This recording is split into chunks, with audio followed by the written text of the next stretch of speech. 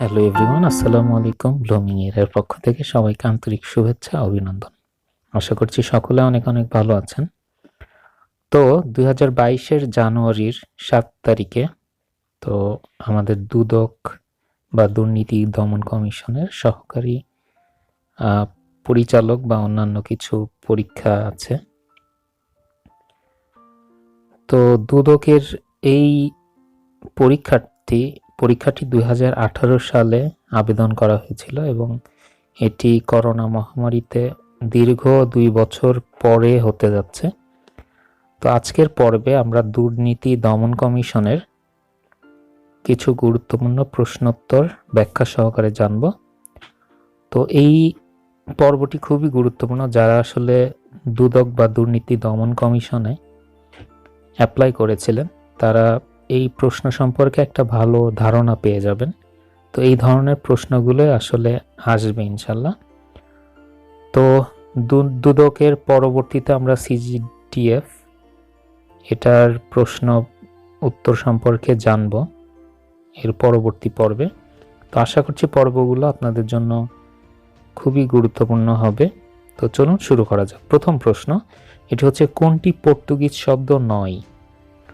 তো আনারস, কামড়া, আচার এগুলো সবই পর্তুগিজ শব্দ। অজুহাত এটি হচ্ছে আরবি শব্দ।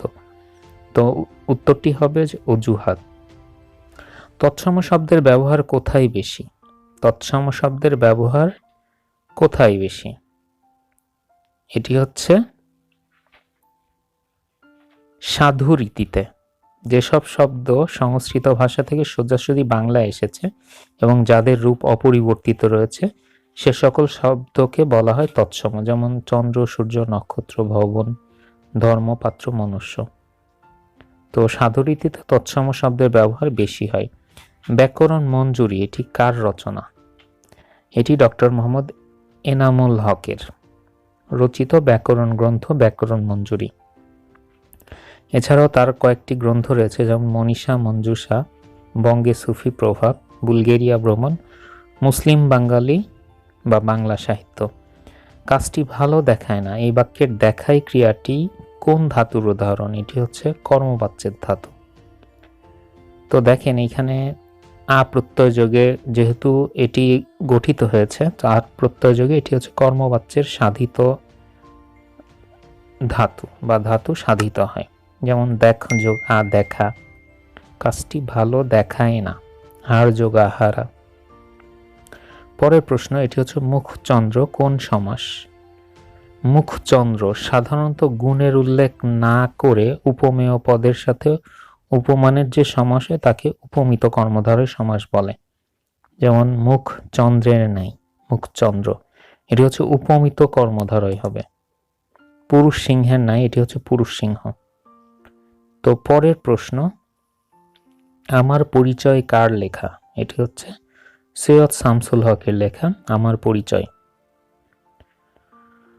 পরের প্রশ্ন, স্বাধীনতা তুমি কবিতাটি কোন কাব্যগ্রন্থের অন্তর্গত? এটি হচ্ছে বন্দি শিবির থেকে শামসুর রহমান রচিত মুক্তিযুদ্ধ ভিত্তিক কাব্যগ্রন্থ। এটি হচ্ছে বন্দি শিবির থেকে।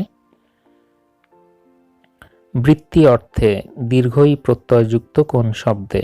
এটি হচ্ছে পোদ্দারি।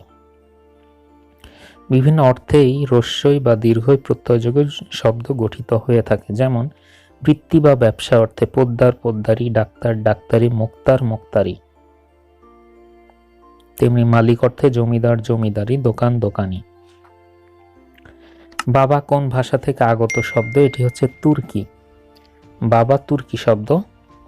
আমি বাংলার গান গাই, আমি বাংলার গান গাই, গানের সুরকার ও গীতিকার কে?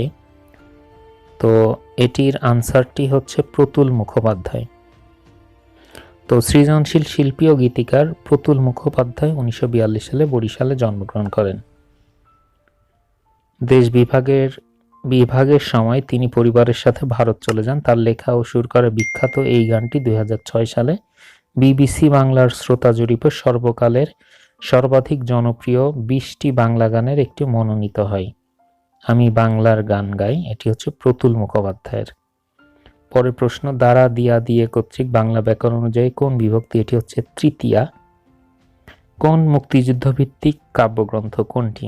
এটি হচ্ছে যখন উদ্যত সঙ্গীন। হাসান হাফিজুর রহমান রচিত মুক্তিযুদ্ধ ভিত্তিক কাব্যগ্রন্থ যখন উদ্যত সঙ্গীন। পরের প্রশ্ন, শরতের শিশির এক বাগধারাটির অর্থ কি? এটি হচ্ছে সুসময়ের বন্ধু। আরও কয়েকটি গুরুত্বপূর্ণ বাগধারা যেমন গোফ খেজুরে, নিতান্তই অলস, একাদশে বৃহস্পতি, সৌভাগ্যের বিষয়। সর্বাঙ্গীন শব্দের প্রকৃতি প্রত্যয় কোনটি? এটি সর্বাঙ্গ প্লাস দীর্ঘ ইন। ইন প্রত্যয় যোগে গঠিত সর্বাঙ্গীন শব্দের প্রকৃত প্রত্যয় হচ্ছে সর্বাঙ্গ প্লাস ইন। এরূপ অভ্যন্তর যোগ ইন, অভ্যন্তরীণ। কোন শব্দযুগল বিপরীতার্থক নয়? ঐচ্ছিক, অনাবশ্যিক, মানে এটি সমার্থক, একই ধরনের শব্দ। পরের প্রশ্নটি হচ্ছে প্রসিত ভর্তৃকা এর অর্থ কি? যে নারীর স্বামী বিদেশে থাকে তাকে বলা হয় প্রসিত ভর্তৃকা। যে পুরুষের স্ত্রী বিদেশে থাকে তাকে বলা হয় প্রসিত পত্নীক। নিচের কোনটি বাগধারা? এটি হচ্ছে শিরে সংক্রান্তি। শিরে সংক্রান্তি বাগধারাটির অর্থ হচ্ছে আসন্ন বিপদ, সামনেই বিপদ। ইত্যাকার শব্দটির সন্ধি বিচ্ছেদ কোনটি? এটি হচ্ছে ইতি যোগ আকার। ইকার কিংবা দীর্ঘ ইকারের পর ই ও দীর্ঘ ই ভিন্ন অন্য স্বর থাকলে ই বা ই স্থানে জ বা জ ফলা হয়। নিচের কোন বানানটি শুদ্ধ? এটি হচ্ছে পরাশিনী। পদ অন্তের সহকার, রয় রস্যি মধ্যাহ্ন দীর্ঘি, এটি হচ্ছে পশারিণী। এটির অর্থ হচ্ছে পণ্য বিক্রেতা। তো আমাদের এই পর্বটি গুরুত্বপূর্ণ এবং একটু বড় হবে, অনুগ্রহ করে আপনারা সম্পূর্ণ সমাধানটি দেখবেন, কেননা এখানে ব্যাখ্যা সহকারে সমাধানগুলো বিশ্লেষণ করা হচ্ছে। মাতৃভাষায় যার ভক্তি নাই সে মানুষ নহে, কার উক্তি? এটি হচ্ছে মীর মোশাররফ হোসেন। মাতৃভাষা সম্পর্কে মীর মোশাররফ হোসেনের বিখ্যাত উক্তি হচ্ছে মাতৃভাষায় যাহার ভক্তি নাই সে মানুষ নহে। এ সম্পর্কে রবীন্দ্রনাথ ঠাকুরের বিখ্যাত উক্তি শিক্ষাই মাতৃভাষায় মাতৃদুগ্ধ। Who is the author of Istanbul? তো এটি হচ্ছে মেমোরিয়াল অ্যান্ড দ্য সিটি গ্রন্থটি অরফান পামুকের লেখা।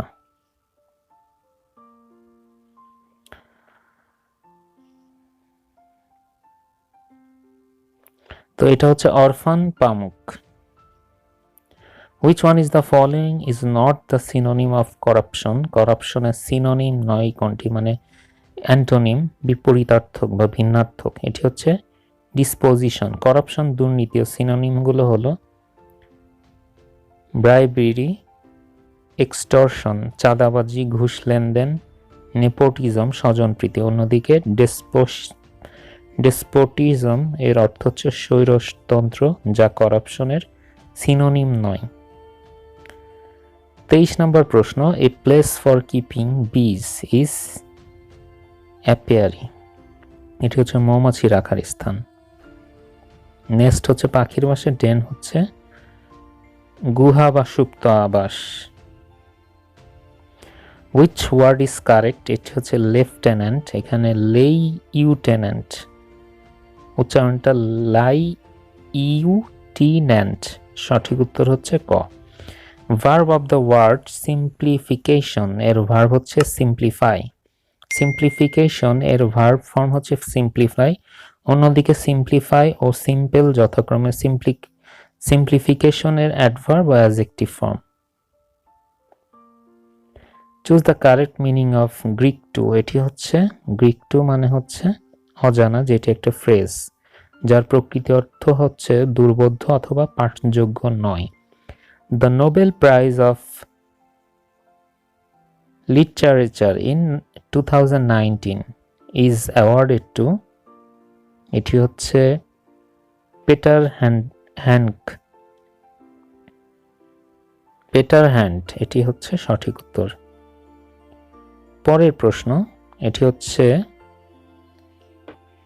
You must adhere dash your principal. Adhere to your principal. অ্যাডহেয়ারের পর প্রিপোজিশন টু বসে। অ্যাডহেয়ারের সাথে অফ, উইথ, ফর এর ব্যবহার হয় না। তো এটি হচ্ছে সঠিক উত্তর হবে to. Theocracy is the rule of ক্রার্স। মিলিটারি সামরিক বাহিনী দ্বারা শাসন হলো স্ট্র্যাটোক্রেসি মানে সামরিক শাসন। প্রিভিলেজড নোবিলিটি এটি হচ্ছে অ্যারিস্টোক্র্যাটস দ্বারা শাসন হলো অ্যারিস্টোক্রেসি অভিজাত তন্ত্র। আর ক্রাস বা প্রাইটস দ্বারা শাসন হলো থিওক্রেসি যেটা হচ্ছে ধর্মরাষ্ট্র। Which of the following is incorrect এটি হচ্ছে হিউজেস্ট। হিউজেস্ট সুপারলেটিভ ফর্ম হচ্ছে হিউজেস্টের ব্যবহার সাধারণত দেখা যায় না, তাই হিউজেস্টের ব্যবহারটা হচ্ছে ভুল। দ্য মিনিং অফ পোস্টারিটি এটি হচ্ছে লেটার জেনারেশন। পোস্টারিটি হচ্ছে ভবিষ্যৎ প্রজন্ম পরম্পরা অর্থাৎ জেনারেশন। অন্যদিকে প্রসপিরিটি এর অর্থ হচ্ছে সমৃদ্ধি। প্রেজেন্ট টাইম এর অর্থ হচ্ছে বর্তমান সময় এবং প্রসেশন এর অর্থ হচ্ছে সত্য। Choose the synonym of the word অথবা স্টাববর্ন এটি হচ্ছে অবডিউরেট। স্টাববর্ন মানে একগুঁয়ে, এর সিনোনিম অবডিউরেট মানে একগুঁয়ে। Which one is the correct split এটি হচ্ছে সুনামি TSUNAMI। এটি হচ্ছে খুবই গুরুত্বপূর্ণ একটি প্রশ্ন, অনেক পরীক্ষাগুলোতেই এই প্রশ্নটি প্রায় সময় এসে থাকে। সুনামি SUNAMI এর আগে যদি টি যুক্ত করি তাহলে এটি হবে সঠিক স্পেলিং। পরের প্রশ্ন, আমার ক্ষুধা নেই এটির ইংরেজি কি? এটির ইংরেজি হচ্ছে I am full। I am full এটি হচ্ছে সঠিক। The meaning of the feel at home এটির অর্থ হচ্ছে ফ্রি অ্যান্ড ইজি। আচ্ছা, এটি হচ্ছে feel at home. Feel at home হচ্ছে নিজের বাড়ির মতো স্বচ্ছন্দ বোধ করা, অর্থাৎ ফ্রি অ্যান্ড ইজি মানে অনাড়ম্বর বা লৌকিকতা বর্জিত। A place where everything is perfect এটি হচ্ছে ইউটোপিয়া। যেখানে সবকিছু নিখুঁত সে জায়গাকে ইউটোপিয়া বলা হয়, যেটাকে স্বর্গরাজ্য বলা হচ্ছে। হাউল ইজ সাউন্ড অফ ডগস কুকুরের ডাক বা নেগরের হুঙ্কারকে হাউল বলে। অন্যদিকে অ্যাপ যেটা হচ্ছে উল্লুক এর ডাককে গিবার বলে। লায়ন বা বৃহৎ বন্য জন্তুর গর্জনকে রোয়ার বলে। তাই হাউল এটা হচ্ছে dogs.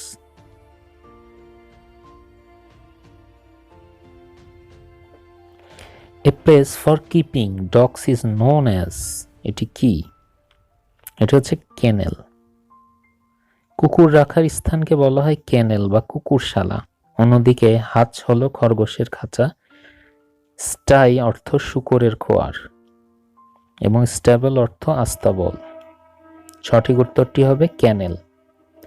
Which one is correct spelled এটা হচ্ছে সুপারস্টিশনাস SUPERSTITIOUS।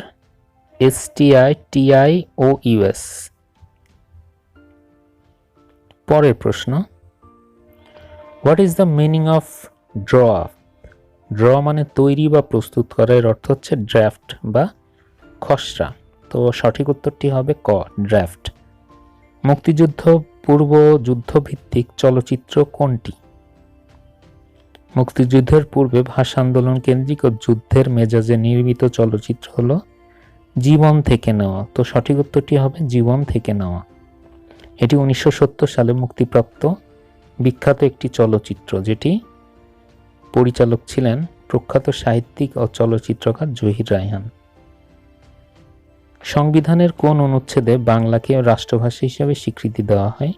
এটি হচ্ছে 3 নম্বর অনুচ্ছেদে। অর্থ মন্ত্রণালয়ের বিভাগ কয়টি? এটি হচ্ছে 4টি। কি কি? এটি হচ্ছে অর্থ বিভাগ, অভ্যন্তরীণ সম্পদ বিভাগ, অর্থনৈতিক সম্পর্ক বিভাগ ও আর্থিক প্রতিষ্ঠান বিভাগ। তার মানে অর্থ মন্ত্রণালয়ের বিভাগ মোট 4টি। আইনের দৃষ্টিতে সবাই সমান এটি সংবিধানের কোন অনুচ্ছেদের অন্তর্ভুক্ত? এটি হচ্ছে 27 নম্বর অনুচ্ছেদে।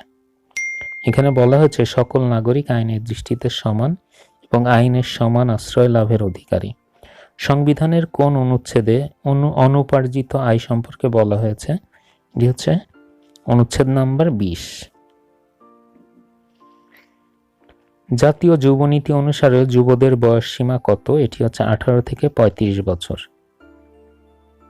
2017 অনুযায়ী যুবদের বয়স সীমা 18 থেকে 35 বছর ধরা হয়।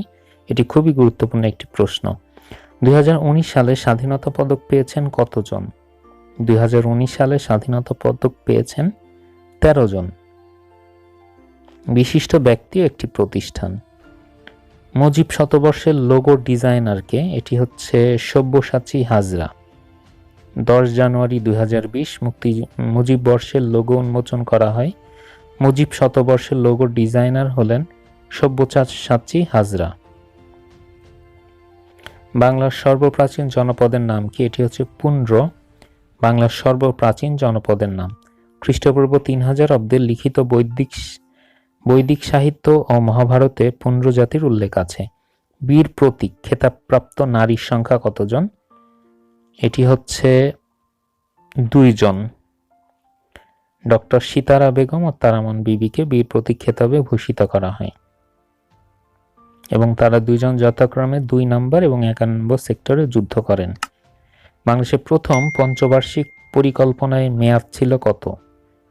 এটি হচ্ছে 1973 থেকে 1978 সাল। পরের প্রশ্ন,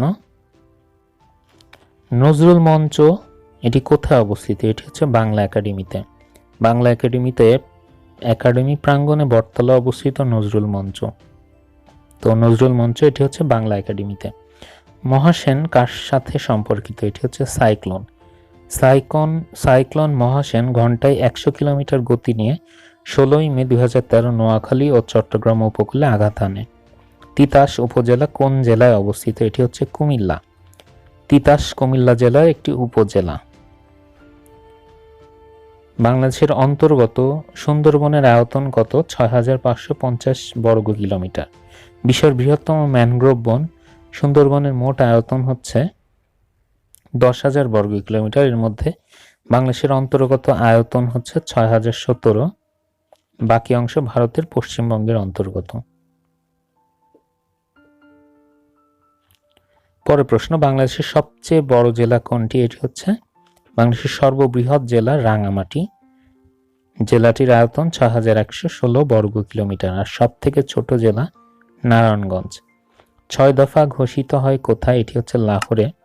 1966 সালের 5 থেকে 6 ফেব্রুয়ারি লাহোরে অনুষ্ঠিত বিরোধী দলগুলোর এক সম্মেলনে বঙ্গবন্ধু শেখ মুজিবুর রহমান ঐতিহাসিক 6 দফা কর্মসূচি ঘোষণা করেন। মুক্তিযুদ্ধের কোন সেক্টরটি ছিল ব্যতিক্রমধর্মী? এটি হচ্ছে 10 নম্বর সেক্টর। কারণ 10 নম্বর সেক্টরে কোনো নিয়মিত কমান্ডার ছিল না, এটি 3টি সাব সেক্টরে বিভক্ত ছিল। 71 দিনগুলো এটি লিখেছেন কে? লিখেছেন জাহানারা ইমাম। আর সুফিয়া কামালের লেখা স্মৃতিগুলো হলো 71 ডায়েরি। তো 71 দিনগুলি এবং 71 ডায়েরি কিন্তু এক নয়, এটি অনেক সময়ই একটা কনফিউশন তৈরি করতে পারে। 71 দিনগুলি এটি লিখেছেন জাহানারা ইমাম এবং 71 ডায়েরি লিখেছেন সুফিয়া কামাল। বালিয়াটি জমিদার বাড়ি কোথায় অবস্থিত? এটি হচ্ছে মানিকগঞ্জ জেলার সাটুরিয়া উপজেলায় বালিয়াটি গ্রামে অবস্থিত। গ্রীসের পূর্ব নাম কি ছিল? এটি হচ্ছে হেলাস। গ্রীসের পূর্ব নাম ছিল হেলাস বা হেলাডা। রোমানরা হেলাসকে গ্রিস নামে রূপান্তরিত করে। ইউনেস্কোর কততম নির্বাহী সভায় বাংলাদেশের সাথে একসাথে মুজিব বর্ষ উদযাপনের সিদ্ধান্ত গৃহীত হয়? এটি হচ্ছে 206তম। ডেড হার্ট অফ আফ্রিকা কোন দেশ? এটি হচ্ছে সাদ। মধ্য আফ্রিকার স্থল বিশিষ্ট সাহারা মরুভূমির আওতাভুক্ত দেশ সাদকে ডেড হার্ট অফ আফ্রিকা বলা হয়। ব্ল্যাক ফরেস্ট এটি কোন দেশে অবস্থিত? এটি হচ্ছে জার্মানিতে অবস্থিত, জার্মানির দক্ষিণ পশ্চিমে অবস্থিত। পরের প্রশ্ন, সম্প্রতি জাতিসংঘের ভোটাধিকার বাতিল হয় কোন দেশের? এটি হচ্ছে ভেনিজুয়েলা। নির্ধারিত বার্ষিক অনুদান না দেওয়ায় জাতিসংঘ সনদের 19 অনুচ্ছেদ অনুযায়ী 10 জানুয়ারি 2020 জাতিসংঘ যে 7টি দেশের ভোটাধিকার কেড়ে নেয় তার মধ্যে ভেনিজুয়েলা একটি। গ্রিন ডিল চুক্তি স্বাক্ষরিত হয়েছে কোন দেশে? 2050 সালের মধ্যে ইউরোপকে সম্পূর্ণরূপে দূষণমুক্ত করার কথা বলা হয়েছে।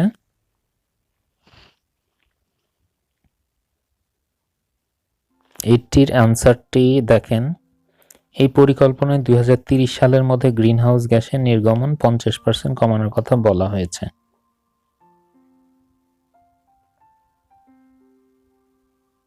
তো এটির আসলে অ্যান্সারটি এখানে সঠিকভাবে দেওয়া নেই। পরের প্রশ্ন, কলকাতা নদী বন্দরের নতুন নাম কি? এটি হচ্ছে শ্যামা প্রসাদ বন্দর। রেইডার শব্দটি কোন খেলার সাথে সম্পর্কিত? এটি হচ্ছে কাবাডি। রেইডার শব্দটি বাংলাদেশের জাতীয় খেলা কাবাডির সাথে জড়িত। কাবাডি খেলায় প্রতিপক্ষের কোর্টে যে খেলোয়াড় রেইড করতে যায় তাকে রেইডার বলা হয়। নোবেল বিজয়ী অভিজিৎ ব্যানার্জি কততম বাঙালি? এটি হচ্ছে চতুর্থ। 2019 সালের অর্থনীতিতে নোবেল বিজয়ী অভিজিৎ ব্যানার্জি হলেন চতুর্থ বাঙালি। কোন দেশের পতাকায় চাঁদ ও সূর্য আছে? এটি হচ্ছে নেপাল। দক্ষিণ এশিয়ার স্থলবিশিষ্ট দেশ নেপালের পতাকায় চাঁদ ও তারা রয়েছে। এদেশের পতাকা বিশ্বের একমাত্র পতাকা যা আয়তাকার বা চৌকানো নয়। ওয়াল স্ট্রিট এটি কোথায়? এটি হচ্ছে নিউ ইয়র্কে। City of love and lights কোথায়? এটি হচ্ছে প্যারিসে। নান্দনিক সৌন্দর্য, অনেক সংখ্যক রোমান্টিক রেস্টুরেন্ট, জাদুকরী সব গঠন বিন্যাস এবং 18 শতকের মাঝামাঝিতেই সড়কবাতি স্থাপনের জন্য ফ্রান্সের রাজধানী প্যারিস শহর, এটি হচ্ছে city of love and lights নামে বিশ্বব্যাপী বিখ্যাত। খুবই গুরুত্বপূর্ণ একটি প্রশ্ন। পরবর্তী ওয়ানডে বিশ্বকাপ ক্রিকেট কোথায় অনুষ্ঠিত হবে? এটি হচ্ছে ভারতে।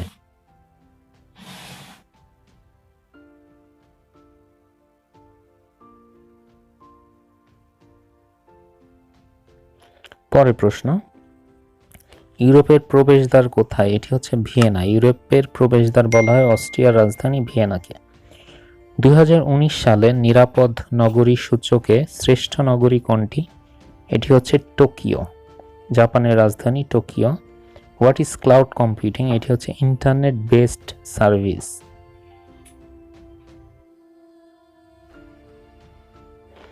The client of computer server is known as work station. Client computer হলো নেটওয়ার্কের প্রান্তিক ইউজার কর্তৃক ব্যবহৃত কম্পিউটার যারা নেটওয়ার্কের বিভিন্ন রিসোর্স ব্যবহার করে। ক্লায়েন্ট সার্ভার নেটওয়ার্কে সকল রিসোর্স রক্ষিত থাকে একটি কেন্দ্রীয় কম্পিউটারে, যেখানে ক্লায়েন্টরা তাদের প্রয়োজন অনুযায়ী রিসোর্সসমূহ শেয়ার করে সার্ভার থেকে। এই ক্লায়েন্ট কম্পিউটারকেই অন্যভাবে বলা হয় ওয়ার্ক স্টেশন। সিপিইউ এর অন্তর্ভুক্ত নয় কোনটি? সিপিইউ এর অন্তর্ভুক্ত নয়, দেখেন সিপিইউ এর ভিতরে 3টি অংশ থাকে: নিয়ন্ত্রণ, গাণিতিক যুক্তি এবং রেজিস্টার, মানে র্যাম, রম এবং ক্যাশ। এইগুলো হচ্ছে সিপিইউ এর অন্তর্ভুক্ত। তাহলে এখানে সিপিইউ এর অন্তর্ভুক্ত নয় হচ্ছে ডিস্ক। পরের প্রশ্ন, কোনটি ইনপুট ডিভাইস নয়? প্রিন্টার। প্রিন্টার কিন্তু একটা আউটপুট ডিভাইস। বর্তমানে ব্যবহৃত কম্পিউটার কোন প্রজন্মের?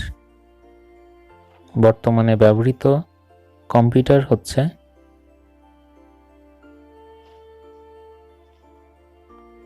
এখানে দেওয়া আছে 4র্থ প্রজন্মের, তবে এটি সম্ভবত আপডেট করা হয়েছে, এটি 6ষ্ঠ প্রজন্মের হবে।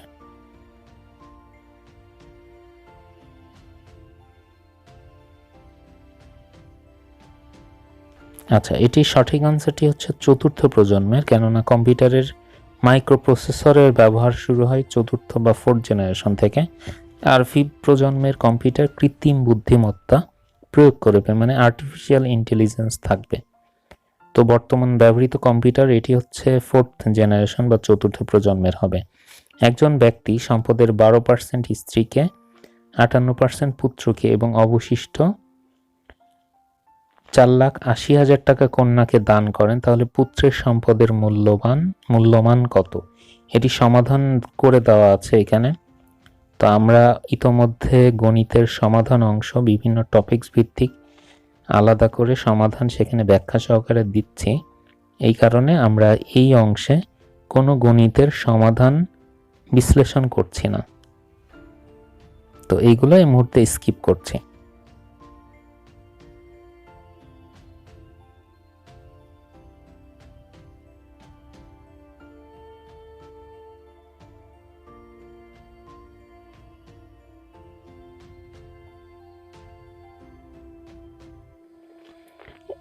উদ্ভিদ মূলরোমের সাহায্যে পানি শোষণ করে কোন প্রক্রিয়ায়? উদ্ভিদ মূলরোমের সাহায্যে পানি শোষণ করে অভিস্রবণ প্রক্রিয়ায়। কাঠের প্রধান রাসায়নিক উপাদান কোনটি? এটি হচ্ছে সেলুলোজ। সেলুলোজ উদ্ভিদের একটি প্রধান গাঠনিক পদার্থ। উদ্ভিদের কোষ প্রাচীর সেলুলোজ দিয়ে গঠিত। নির্মাণ সামগ্রী, আসবাবপত্র তৈরিতে সেলুলোজ প্রধান উপাদান। কোন রং বেশি দূর থেকে দেখা যায়? লাল রঙের তরঙ্গদৈর্ঘ্য সবচেয়ে বেশি এবং বিক্ষেপণ সবচেয়ে কম, তাই লাল রং বেশি দূর থেকে দেখা যায়। পরের প্রশ্ন, লেবু গাছ কোন জাতীয় উদ্ভিদ? এটি হচ্ছে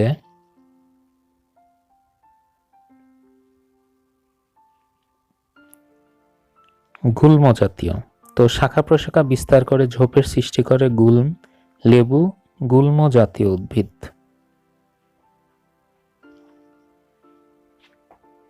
কোন শ্রেণীর উদ্ভিদে ক্লোরোফিল নেই? ছত্রাক। এটি হচ্ছে আনসার হবে ছত্রাক। উচ্চতা নির্ণায়ক যন্ত্রের নাম কি? এটা হচ্ছে অল্টিমিটার। উচ্চতা পরিমাপক যন্ত্রের নাম হচ্ছে অল্টিমিটার। আর বিদ্যুৎ প্রবাহ মাপক যন্ত্রের নাম হচ্ছে অ্যামিটার।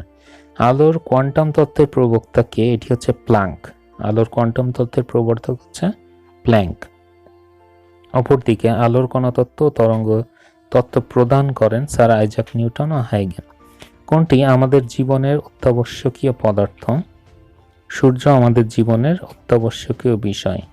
সকল শক্তির উৎস হচ্ছে সূর্য।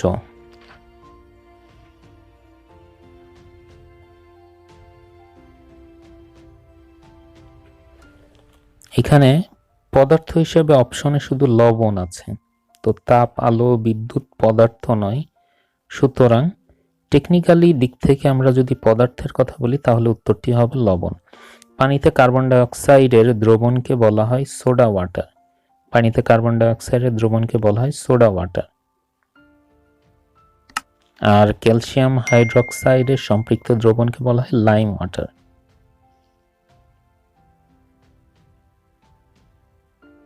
Thank you so much. আজকের পর্বটা এখানেই শেষ করছি। ইতোমধ্যে পর্বটা বেশ বড় হয়ে গিয়েছে। তো আমরা এখান থেকে গুরুত্বপূর্ণ অনেক বিষয় বুঝতে পারলাম। তো আমরা যে বিষয়টি নিয়ে আলোচনা করেছি, তো আজকের পর্বটি দুর্নীতি দমন কমিশনের সহকারী পরিচালক, যেটা 2020 সালের পরীক্ষায় এসেছিল। প্রতিটি প্রশ্নের পূর্ণমান 1 এবং প্রতিটি ভুল উত্তরের জন্য 0.5 বা 0.5 এই নম্বরটি কিন্তু কাটা যাবে। তো আজকের পর্বটা এখানে শেষ করছি। পরবর্তী পর্বে আমরা আরও কিছু গুরুত্বপূর্ণ প্রশ্নোত্তর ব্যাখ্যা সহকারে সমাধান দেখব। তো সবাই সে পর্যন্ত ভালো থাকুন। আল্লাহ হাফেজ।